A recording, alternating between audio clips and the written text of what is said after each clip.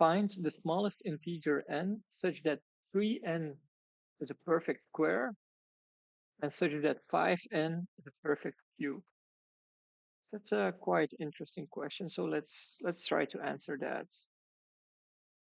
Let's start with boxing the question. And next, so it says 3n is a perfect square. And so what does that mean in a mathematical language? That means that 3n is equal to some k squared, where k is an element of the natural numbers. And for 5n, we know that it should be equal to L cubed for some L element of the natural numbers. So actually, that's just rephrasing the question in a mathematical way.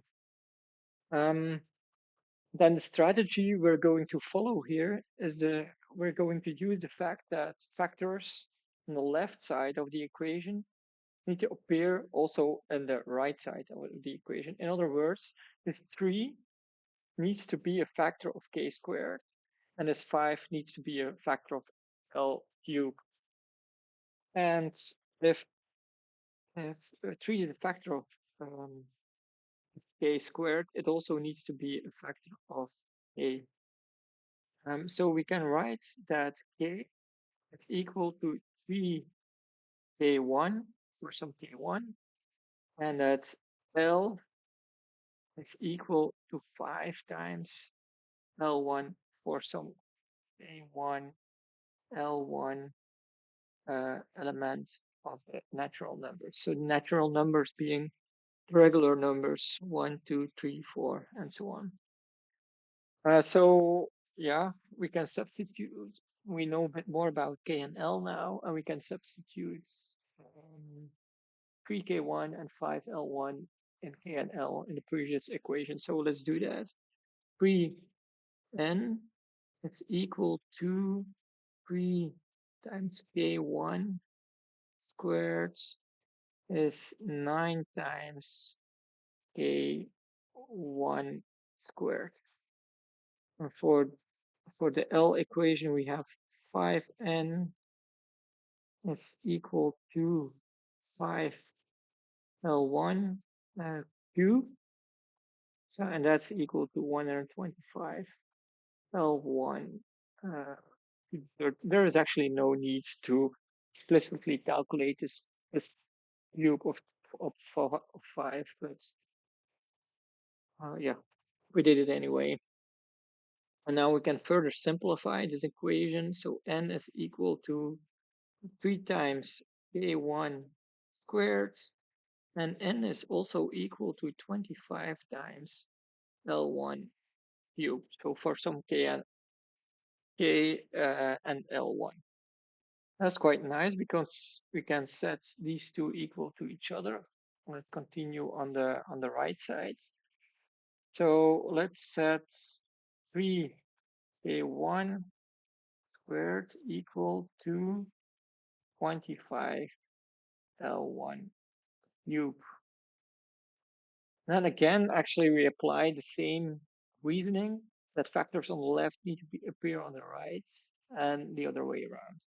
So this 3 needs to be a factor of 25 times L1 cube.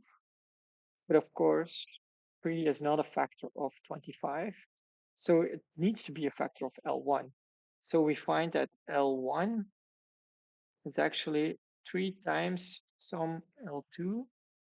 And for K1, we find that it's equal to 5 times some A2. And I write here 5 times because 25 is indeed 5 square. So it's not necessary for 25 to be a factor of K1, just 5, because 25 needs to be a factor of K1 squared. So just 5. So, and then we fill in K1 and L1 in the equation. So 3 times 5 times A2 squared is equal to 25 times 3 times L2 and that cube. So let's further simplify. We can cancel the 5 because it's 5 squared and 25 on this side. So 3 times K2 squared is equal to 27 times L2 cube. So that means that K2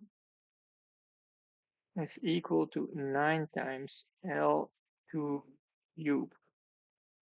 And now we find actually that yeah, we can apply the same reasoning one more time so that K2 is equal to 3 times K3 for some K3 for K3 elements of their natural numbers. Okay, and if we substitute 3 times K3 in K2, we find that 3, sorry, that's 9 times K3 squared is equal to 9 times L2 cubed. So we can cancel the 9. And now let's think of K3 and L2. So these are integers. And we want them to be as small as possible. And of course, they both need to, the K needs to be a square, the L needs to be a cube. And the smallest number for which that's possible is 1. So K3 is equal to L2 is 1. All right. So now we have an expression for both K and L. So yeah, since in the beginning we had, yeah, so that means that we have 2 ways actually to compute n and should both result in the same number. So K, let's start with computing K. So K we wrote down is equal to 3 times K1 and K1 was equal to 5 times K2, 5 times K2, and then K2 in turn is equal to 3 times K3. K3 is just 1. So 3 squared times 5, and that's equal to 45. So K is 45. Interesting.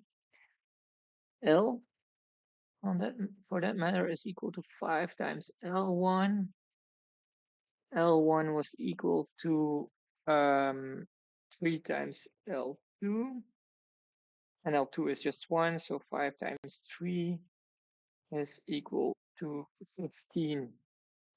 So we have K and L, K equal to 45, so 3n will be equal to 45 squared, and 5n will be equal to 15 cubed. So we can compute n in 2 ways. Well, let's pick the easiest. I think the easiest is by computing, dividing K squared by 3. So K squared is 45, but I think it's easier if we use the exponent notation. So 3n times 5 times squared. I mean, of course, 3 squared divided by 3. So that's 3 to the 4 times 5 squared divided by 3. It's 3 to the third time 5 squared is 27 times 25. And that's equal to, well, 25 times 25 is 625. 3 times 25 more is 7, 5. And that's our solution. Thank you for listening.